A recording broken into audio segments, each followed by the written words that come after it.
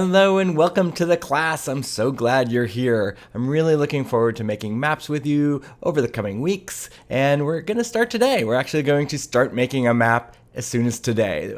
We're going to go over many concepts over the coming weeks, but for today, the first concept you need to know is that we're going to be joining data like rates, like unemployment rates or vaccination rates with shapes. So I want to make sure we get the notion that you have shapes and you have data, and you want to map the data onto the shapes. So in order to do that, there has to be a field that is common between the two data sets, and the data sets again being the shapes and the data, the numbers. Okay, so what do I mean by that? Well, take countries for example. So countries have names. So that may be in the shapes, we have countries like Mexico and United States and Canada. And in the data, we would have a column that has those same names. It might not be names though, they could be numbers,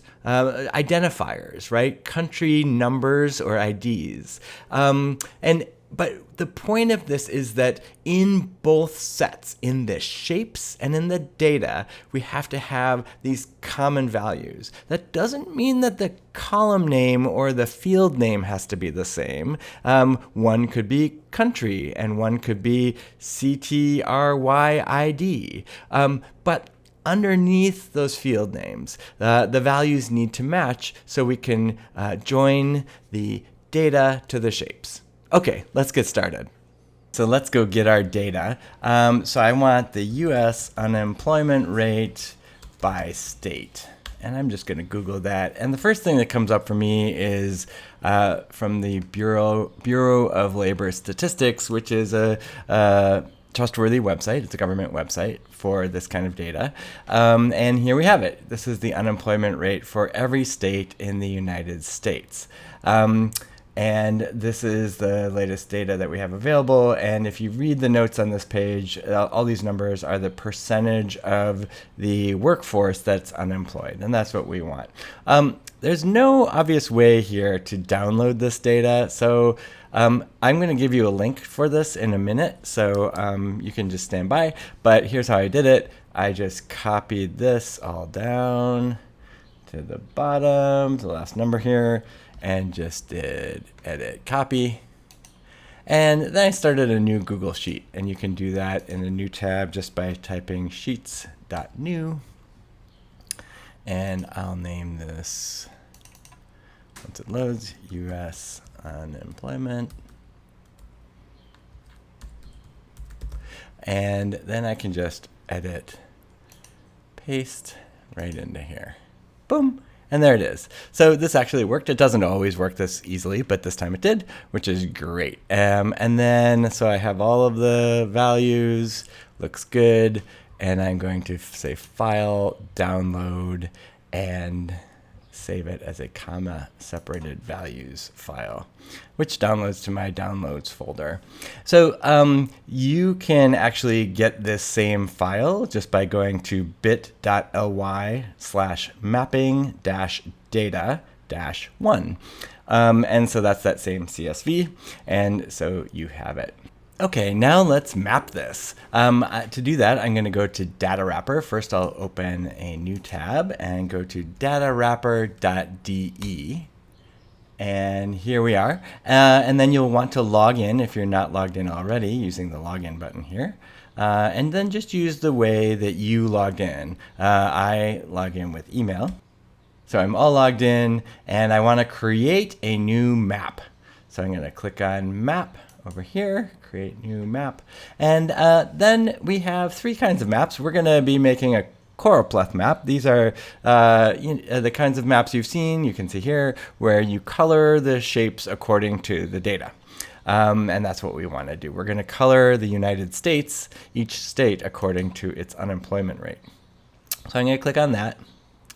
And here we have a whole bunch of shapes we can pick from. So this is the shape side of the equation.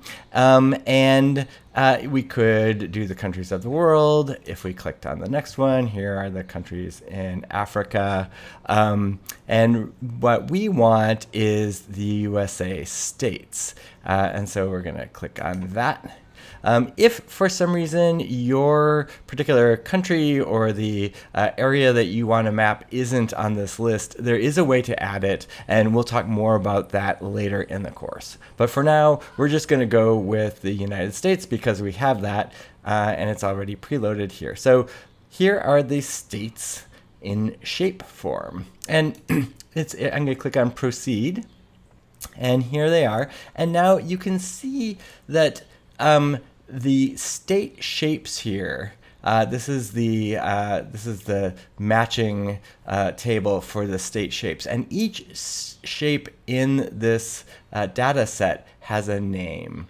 And so the name of the state in the shape and in the data is how we're going to join them together. Remember, we have, clicking over to our data, remember we have a column of state names. So using that state name, we can match the name of the state in the data with the name of the state in the shape, which is what we have here.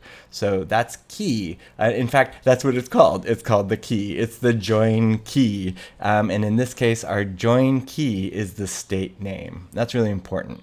In some cases, you might have postal codes, you might have other codes that describe a shape. Sometimes you have to manipulate your data to make sure they match, and so everything matches okay. But in this case, we're going to be fine because we have state names in both places. That's the key part. All right, so we're going to upload here. We can upload our CSV. So I'm going to go ahead and do that and go to my downloads and pick US unemployment, and here it loaded it right in. It loaded it and it's matched all of the state names, which is great, and it picked the values column that we want, which is, this is the unemployment rate. This third column is the rank, and we don't really want to map that. I don't, so, which is fine. It's just going to be ignored here because we have values up here and names up here, and since we have names matching and the values are there, Datawrapper actually generates a draft version. So we can actually see we're making progress already. Okay, now that we've joined our data to our shapes, we can go ahead and make that map look good. So coming up, we'll style and annotate our map.